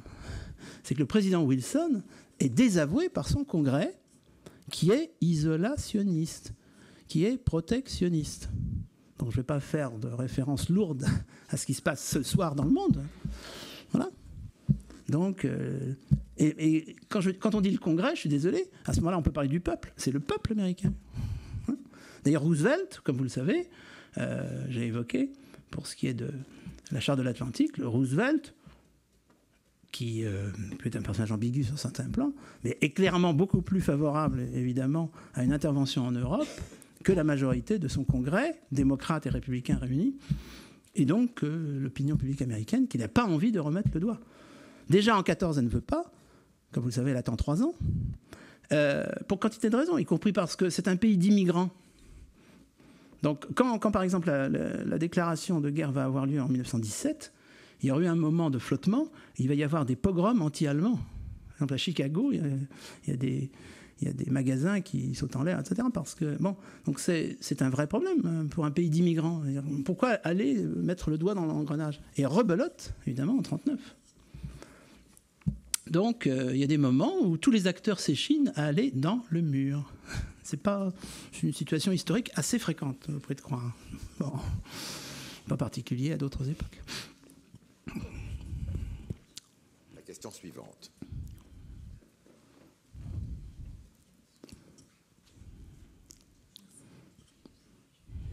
Ma question, c'était plutôt pour, on va dire, la société d'aujourd'hui. Quel était un peu le pouvoir réel d'une déclaration qui est née pour avoir une vocation universelle, mais qui aujourd'hui se retrouve et qui a été signée par des États-nations, mais aujourd'hui on trouve des nouveaux acteurs, c'est-à-dire de plus en plus de pouvoir pour la société civile ou des organisations supranationales ou quand même des acteurs qui ne sont pas que les États. Donc déjà, ça n'a pas vraiment un pouvoir réel, une déclaration, comme il n'y a pas forcément de devoirs rattachés. Alors aujourd'hui, qu'est-ce qu'on peut faire avec? Enfin, j'avais l'impression d'avoir répondu déjà, mais je peux redévelopper. C'est-à-dire que d'une part, comme je l'ai dit, les ONG ou ONGI, les ONG internationales, vont, dès qu'elles le pourront, c'est une sorte d'arsenal qui est entre leurs mains, quoi, arsenal pacifique, vont se servir de ces différents textes, Convention européenne des droits de l'homme, qui sortent du tronc de la Déclaration universelle, pour développer des actions, et parfois, grâce à quelques possibilités qui ont été offertes en ce qui concerne les différentes conventions sur la discrimination, effectivement, on peut mettre en branle, devant certains tribunaux internationaux, quelques actions. Donc les ONG vont s'en servir. Elles vont s'en servir aussi tout simplement comme texte théorique posant des principes. Parce qu'aujourd'hui, ça me paraît normal, n'importe quel citoyen à titre individuel, n'importe quelle organisation à titre collectif peut toujours dire, par exemple, la Déclaration des droits de l'homme dit que vous êtes en train de violer un, et donc il me paraît quand même, c'est toujours la même chose, important qu'il y ait ces textes-là plutôt que pas de texte. Et donc paradoxalement, moi je vous dirais, c'est la société civile qui s'en est le plus servie. Hein, voilà. En revanche, je ne suis pas certain que la lecture, disons, des 10-15 dernières années, alors on manque de recul peut-être, hein, quoique pour un être humain, 10-15 ans, c'est déjà pas mal. Pour un historien, c'est très court. On peut dire on manque de recul. Personnellement, je ne vois pas sur 10-15 ans qu'il y ait si nettement que ça une prise de pouvoir par la société civile. Ça se discute. Je vois très bien à quoi vous faites allusion. Par exemple, tout le domaine dit sociétal. Mais la montée, la remontée, la résurrection de pratiques collectives, par exemple nationales, ça crève les yeux. Donc, d'un côté, il y a du sociétal qui se défend, en particulier par des organisations. C'est quand même ça passe. Il y a tout un débat aujourd'hui sur l'organisation de la démocratie, que je sache, dans ce pays. Hein. Bon, donc les organisations se constituent comme suppléant des défaillances, quoi, ou des absences, ou des insuffisances. Donc, ça passe par des organisations qui sont effectivement distinctes des partis politiques, des syndicats et des États. Ça, c'est clair. Et on peut dire qu'elles jouent un rôle non négligeable. Mais sur les 10, 15, 20 dernières années, je trouve que les logiques, par exemple, en effet nationales, mais aussi ethniques, une solidarité religieuse, se sont plutôt renforcées qu'elles n'ont reculé. Hein. Enfin, c'est comme ça que je vois les choses. Et par ailleurs, je maintiens, je répète ce que je viens de dire, je crois que paradoxalement, ces textes qui se présentent justement comme universels, qui sont l'émanation d'un accord entre États, mais bien entendu que c'est un accord entre États. Mais à ce moment-là, si on dit c'est un accord entre États, donc ça n'a aucune valeur, bon, on dissout l'ONU, hein, puis on fait autre chose. Enfin, c'est-à-dire on fait rien. On retourne à la situation de 1919. Toujours possible. Hein. C'est quand même pas. N'oubliez pas que c'est pas exclu. L'entropie, c'est pas exclu. Et donc, non, je pense que ces textes issus de votes politiques servent à la société civile. Sans quoi, vous ne comprendriez pas pourquoi il y a Human Rights Watch, oui, etc. C'est comme ça que je vois les choses. Oui, vous avez parlé de l'Afrique du Sud qui s'est abstenue. C'était le début de l'apartheid. Moi, j'ai toujours été surpris par le fait que les États-Unis, qui ont pratiqué l'apartheid jusqu'en 1960, avec Ku Klux Klan, etc., j'en passe, comment est-ce qu'ils ont pu finalement signer ce texte? Évidemment, c'était la première puissance mondiale à l'époque. Mais c'est aberrant. Est-ce qu'il y a eu des gens, des philosophes, des politiques qui se sont élevés contre ça? C'est-à-dire ce racisme est absolu aux États-Unis? Contre le racisme, oui. Mais franchement, n'ayant pas travaillé sur la manière dont les opinions publiques ont reçu ces textes, au sens force du mot reçu, je ne pourrais pas vous en dire beaucoup plus que le constat que lorsqu'on regarde de près certains mouvements, par exemple de droit civique, pas simplement en ce qui concerne les Noirs aux États-Unis, on ne se réfère pas beaucoup explicitement à la Déclaration universelle. Mais on se réfère quand même à des valeurs universelles. Parce que cette Déclaration universelle, malgré M. Cheng ou M. Malik, enfin d'ailleurs c'est pas contradictoire avec M. Malik, c'est quand même une tonalité plutôt, on va dire, chrétienne au sens large du terme, qui la surplombe, enfin on sent bien par certaines allusions. Et puis surtout, elle s'inspire, j'allais dire, en totalité, parce que les interprétations de Cheng qu'on connaît maintenant assez bien consistent à dire ces valeurs-là, nous les connaissons nous aussi, nous autres Chinois. Donc ça ne consiste pas à dire nous avons d'autres valeurs à vous proposer. Ça a consisté à siniser ces valeurs qui, à mon avis, étaient quand même assez fondamentalement des valeurs occidentales dans leur manière de se construire. Bon, ça c'est une vaste question. Donc, ces valeurs occidentales qui ont déjà inspiré un peu le Bill of Rights, enfin oui, le Bill of Rights anglais quand même, qui remonte quand même au XVIIe siècle. La Déclaration des droits de l'homme et du citoyen, d'ailleurs c'est intéressant, là, du citoyen française, qui, contrairement à ce qu'on croit, d'ailleurs précède la Déclaration américaine et pas le contraire. En revanche, il y avait la Déclaration de Virginie, qui était la première grande déclaration pour l'État de Virginie des États-Unis. Clairement, ces déclarations sont imprégnées d'un esprit chrétien laïcisé, quoi. D'ailleurs, la mention de Dieu est souvent fréquente dans certaines de ces déclarations. Donc, je pense que ça fait partie d'un bagage intellectuel qui peut servir dans les débats intérieurs des États-Unis. C'est même pas la peine de dire il y a la Déclaration universelle, vous l'avez signée, vous êtes en contradiction. Mais ce que j'ai vu passer, c'est des textes qui ne faisaient pas tellement référence à l'ONU, à vrai dire, qui faisaient plutôt référence à des grands textes fondateurs, y compris d'ailleurs des États-Unis. Mais j'ai peut-être mal exploré, hein. Mais vous avez tout à fait raison, il y a une contradiction. Mais je maintiens que la question est de savoir à quoi ça sert, si vous voulez. Hein. Alors, vous pouvez conclure, c'est du bric la bouche, etc. Moi, ce que je vois, c'est que ça a généré plein de textes dont certains ont fini par avoir des applications concrètes sur le terrain, ne serait-ce qu'en permettant à des organisations non gouvernementales de monter au créneau. Ça, c'est une chose. Mais pour le reste, c'est que surtout, c'est pour ça que j'insiste sur le mot universel plutôt que droit de l'homme. C'est l'idée qu'il puisse y avoir pour l'ensemble des populations de la Terre, sans exception, un texte commun. C'est ça qui est révolutionnaire. Après quoi, on peut vous dire que c'était le programme des religions universelles, catholicos, les grandes religions universelles, les deux grandes religions universelles, principalement chrétiennes et musulmanes, et qu'elles n'ont, pour l'instant, ni l'une ni l'autre réussi à s'imposer comme religion vraiment universelle, sans parler des contradictions internes liées à l'interprétation respectivement de l'Évangile ou du Coran. Donc c'est pas nouveau, hein, le fait qu'il y ait des grands principes, et puis après, il y a des petits accommodants. Hein. Mais je crois que c'était important, mais là je ne suis pas un preacher, hein. Je constate qu'à un certain moment, des décideurs à l'échelle internationale, venus quand même de cultures qui ne sont pas exclusivement occidentales, même si on l'a vu, les États-Unis sont quand même derrière, communs à Malik, à Cheng, etc., éprouvent le besoin d'aller jusque-là. C'est tout. Pour le reste, on peut fort bien imaginer que tout ça est un édifice, en effet, qui sort de la Seconde Guerre mondiale, et qu'aujourd'hui, nous sommes très, très, très loin de la Seconde Guerre mondiale, quelque part. Ça explique beaucoup de choses, hein. Y compris le fait qu'il y a un petit parfum de retour à, dans beaucoup de domaines, depuis 2-3 décennies. Hein. C'est que l'effet positif de la catastrophe s'éloigne. Donc, là, vous comprendrez bien que je sors de l'éthique historienne, mais l'imagination catastrophique de l'humanité peut se donner libre cours.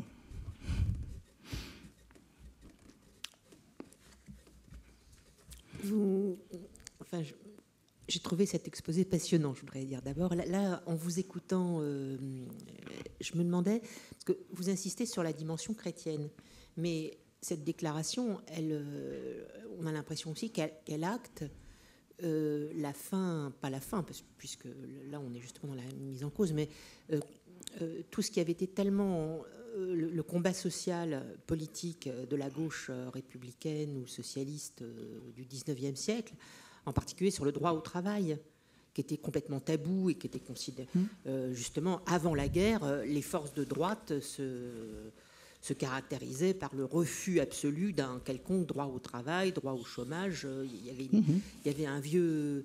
la vieille idéologie de droite. Est-ce que justement 48, c'est que pendant la guerre et grâce à la catastrophe aussi, la droite la plus dure, les élites de droite la plus dure étaient tellement déconsidérées qu'ils se tenaient un peu tranquilles, alors que ce n'est pas le cas maintenant. Oui, quand je disais, je reviens 30 secondes sur la question de la référence chrétienne, j'ai précisé même un christianisme laïcisé, c'est-à-dire qu'il y a un certain nombre de valeurs dont on peut retrouver des racines chrétiennes, mais qui sont passées par plusieurs filtres et qui sont à l'origine d'une partie des déclarations de l'espace libéral, le 89 ou la déclaration américaine. Et comme je l'ai dit, vous le confirmez, madame, on peut le relire, enfin, j'ai lu l'article 23 sur le droit au travail, je peux continuer. C'est nouveau, ça c'est vraiment nouveau. Et donc, j'ai mentionné des sociodémocrates, etc., des syndicalistes, donc évidemment, il y a le résultat de tout un travail relayé, puisque je l'ai cité tout à l'heure, par l'Organisation internationale du travail, hein, qui œuvre depuis 1919-1920. Je peux vous lire tout l'article 23, mais qui n'est pas le seul. Hein. Il y a l'article sur la sécurité sociale, quand même, ou même le droit au repos et au loisir, le droit à la paresse. Donc, je relis tout l'article 23, qui effectivement est assez neuf, enfin, et même complètement neuf par rapport aux déclarations classiques. Toute personne a droit au travail, au libre choix de son travail, à des conditions équitables et satisfaisantes de travail, et à la protection contre le chômage. Vous imaginez rien que ça, c'est énorme. On peut dire, mais vous n'êtes pas à la hauteur de ça. Ben oui, ce qui est intéressant, c'est que ça soit posé comme principe. Après, vous pouvez toujours dire, vous n'êtes pas fidèle à vos principes. L'autre hypothèse, c'est qu'on ne fasse pas de déclaration. Alinéa 2 de l'article 23. Tous ont droit, sans aucune discrimination, à un salaire égal pour un travail égal. Alinéa 3. Quiconque travaille a droit à une rémunération équitable et satisfaisante, lui assurant ainsi qu'à sa famille une existence conforme à la dignité humaine et complétée, s'il y a lieu, par tous autres moyens de protection sociale. Donc c'est la même chose. Vous pouvez dire, ah mais c'est du blabla. Oui, mais c'est tellement large et précis, quand même, enfin précis et large, non, mais que ça peut permettre de fonder une argumentation. Mais vous pouvez dire, tout ça n'est pas mis en pratique, donc mettons ça à la poubelle.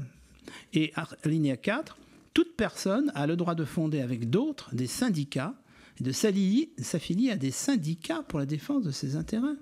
1948. Bon, voilà. Effectivement, ça, c'était neuf par rapport aux déclarations, disons, libérales du XVIIIe siècle. Je crois qu'il y avait une main encore. Dernière question. Oui. Monsieur Horry, merci.